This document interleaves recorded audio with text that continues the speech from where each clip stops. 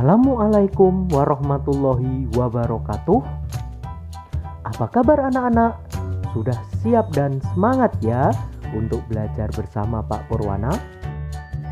Sebelum kita mulai pembelajarannya, mari kita berdoa terlebih dahulu. Tujuan pembelajaran dari pembelajaran yang kelima ini adalah sebagai berikut.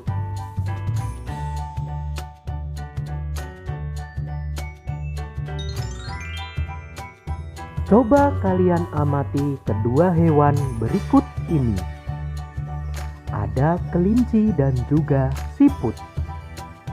Keduanya sama-sama hewan, tetapi mengapa gerakannya berbeda ya? Kelinci bergerak dengan lincah meloncat ke sana kemari, sedangkan siput bergerak dengan sangat pelan. Mari kita identifikasi perbedaan karakteristik kedua hewan tersebut. Kelinci merupakan hewan vertebrata. Siput avertebrata. Kelinci gerakannya lincah dan cepat. Siput gerakannya lambat. Organ gerak kelinci adalah kaki. Organ gerak siput adalah kaki perut. Kelinci bergerak dengan cara meloncat. Siput bergerak dengan cara seolah-olah merayap. Kelinci tubuhnya dipenuhi bulu halus. Siput tubuhnya dilindungi dengan cangkang.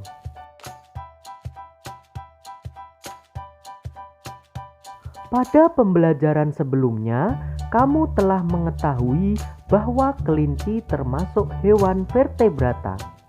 Lalu, bagaimana dengan siput? Siput merupakan hewan avertebrata.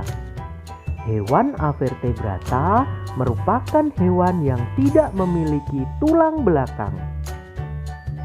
Adapun ciri-ciri hewan avertebrata antara lain, biasanya susunan sarafnya berada di perut, memiliki rangka luar, dan otaknya tidak terlindungi oleh rangka. Contoh hewan avertebrata antara lain siput, serangga, cacing, ubur-ubur, cumi-cumi, dan lain sebagainya. Sekarang, mari kita identifikasi organ gerak hewan avertebrata beserta fungsinya. Siput. Organ gerak pada siput adalah kaki perut yang berbentuk pipih dan lebar. Fungsi utama kaki perut pada siput adalah untuk bergerak dan berpindah tempat. Belalang. Organ gerak belalang berupa kaki dan sayap. Kaki belalang berfungsi untuk melompat dan sayap berfungsi untuk terbang. Cacing. Organ gerak pada cacing adalah perut. Perut berfungsi untuk melata. Pada perut terdapat otot-otot yang membantu pergerakannya. Ubur-ubur. Organ gerak pada ubur-ubur adalah tentakel. Tentakel berfungsi untuk melayang. Tentakel berada di sekitar mulut ubur-ubur. Tentakel akan menyemburkan air keluar dari belakang tubuh sehingga ubur-ubur dapat bergerak. Sekarang waktunya berkreasi. Ayo kita membuat model hewan avertebrata dengan lilin plastisin. Langkah kerjanya adalah sebagai berikut. Siapkan alat dan bahan yang dibutuhkan. Pilihlah salah satu hewan avertebrata. Buatlah model sederhana hewan avertebrata yang telah kamu pilih sesuai kreativitas dan imajinasimu. Asik bukan belajar tentang organ gerak hewan avertebrata dan berkreasi membuat model hewan tersebut? Sekarang, mari kita baca teks "Siput bukanlah hewan lemah". Kemudian, coba kalian tentukan ide pokok dan jenis paragraf berdasarkan letak kalimat utamanya dari tiap paragraf pada teks tersebut. Sebelum kita membaca teksnya, perhatikan penjelasan tentang jenis paragraf berdasarkan letak kalimat utamanya berikut ini. Sebuah ide pokok dapat kita temukan pada kalimat utama. Kalimat utama yang memuat ide pokok ini bisa berada di awal paragraf, di akhir paragraf, atau di awal dan akhir paragraf. Berdasarkan hal tersebut, paragraf berdasarkan letak kalimat utamanya dibedakan menjadi 3, yaitu 1. Paragraf yang kalimat utamanya terdapat di awal paragraf disebut paragraf deduktif. 2. Paragraf yang kalimat utamanya terdapat di akhir paragraf disebut paragraf induktif. 3.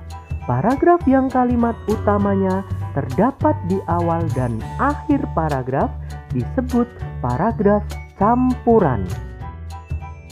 Sekarang saatnya kita membaca teks "Siput bukanlah hewan lemah". Siput bukanlah hewan lemah. Siput menurut sebagian orang dianggap sebagai hewan yang lamban dan menjijikan. Bahkan karena gerakannya yang lamban, tidak jarang orang membanding-bandingkannya dengan kelinci. Siput juga dianggap menjijikan karena tubuhnya penuh lendir.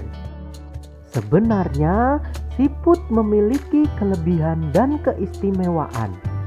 Kelebihan dan keistimewaan siput ini merupakan karunia Tuhan yang tidak dimiliki oleh hewan-hewan lain. Apa saja kelebihan dan keistimewaan tersebut? Siput merupakan hewan yang berjasa dalam penguraian serpihan daun-daun. Kenapa berjasa? Karena siput memakan daun-daunan dan menjadikannya bagian-bagian yang kecil atau serpihan sehingga mudah untuk diuraikan oleh bakteri pengurai. Jika benda-benda besar seperti daun berubah menjadi serpian dan diuraikan akan bermanfaat bagi kelestarian lingkungan sekitar siput berada. Hasil penguraian yang diawali oleh siput itu akan berfungsi menjadi pupuk alami sehingga tanah pun menjadi subur. Siput adalah sang pengembara yang mandiri. Meskipun siput berjalan lamban, namun siput memiliki stamina yang sangat bagus. Daerah pengembaraan siput pun sangat luas. Pengembaraan siput dimulai sejak siput menetas. Setelah menetas, siput langsung mandiri. Siput tidak lagi terikat dan bergantung pada induknya. Siput memiliki pertahanan diri yang baik dalam beradaptasi dengan lingkungan dan mempertahankan diri dari serangan predator. Meskipun tubuhnya lunak, namun tubuh siput memiliki lendir. Lendir ini berfungsi sebagai minyak pelumas dan pelindung bagi tubuhnya ketika berjalan di permukaan. Jalan sekasar apapun dan seterjal apapun akan mudah dilalui tanpa tubuhnya terluka. Selain itu, siput juga dikaruniai Tuhan dengan cangkang. Cangkang ini berfungsi sebagai rumah yang memberikan kenyamanan dan keamanan bagi tubuhnya. Cangkang juga berfungsi sebagai tempat persembunyian ketika ia terancam oleh lingkungan atau predator. Meskipun terik panas ataupun hujan, siput tetap hidup nyaman dan aman dengan cangkangnya. Predator pun akan kebingungan untuk memangsa siput karena tubuhnya terlindungi oleh cangkang yang keras. Jadi, siput bukanlah hewan yang lemah. Siput adalah hewan istimewa yang memiliki banyak kelebihan. Siput diciptakan Tuhan dengan kekurangan sekaligus dengan kelebihan. Begitu juga dengan manusia, diciptakan Tuhan dengan kelebihan dan kekurangan. Oleh karena itu, kamu tidak boleh menyombongkan diri dengan kelebihan yang kamu miliki. Kamu juga jangan minder jika kamu kekurangan. Ide pokok dan jenis paragraf dari teks "Siput bukan hewan lemah" adalah sebagai berikut. Paragraf 1. Ide pokok: siput menurut sebagian orang dianggap sebagai hewan yang lamban dan menjijikan. Jenis paragraf adalah paragraf deduktif karena kalimat utamanya terdapat di awal paragraf. Paragraf kedua. Ide pokok: sebenarnya siput memiliki kelebihan dan keistimewaan. Jenis paragraf adalah paragraf deduktif karena kalimat utamanya terletak di awal paragraf. Paragraf 3. Ide pokok: siput merupakan hewan yang berjasa dalam penguraian serpihan daun-daunan. Jenis paragraf adalah paragraf deduktif karena kalimat utamanya terletak di awal paragraf. Paragraf 4. Ide pokok: siput adalah sang pengembara yang mandiri. Jenis paragraf adalah paragraf deduktif karena kalimat utamanya terletak di awal paragraf. Paragraf 5. Ide pokok: siput memiliki pertahanan diri yang baik dalam beradaptasi dengan lingkungan dan mempertahankan diri dari serangan predator. Jenis paragraf adalah paragraf deduktif karena kalimat utamanya terletak di awal paragraf. Paragraf 6. Ide pokok: siput bukanlah hewan yang lemah. Jenis paragraf adalah paragraf deduktif karena kalimat utamanya terletak di awal paragraf. Sangat menarik ya bacaan tentang siput tadi. Akan lebih menarik jika kita merubahnya menjadi sebuah gambar cerita. Pada pembelajaran sebelumnya, kita sudah mempelajari ragam gambar cerita atau gambar ilustrasi. Di antaranya ada cerita bergambar, komik, pamflet, cover atau sampul, kartun, dan karikatur. Sekarang kita akan mengenal tentang corak gambar ilustrasi. Realis.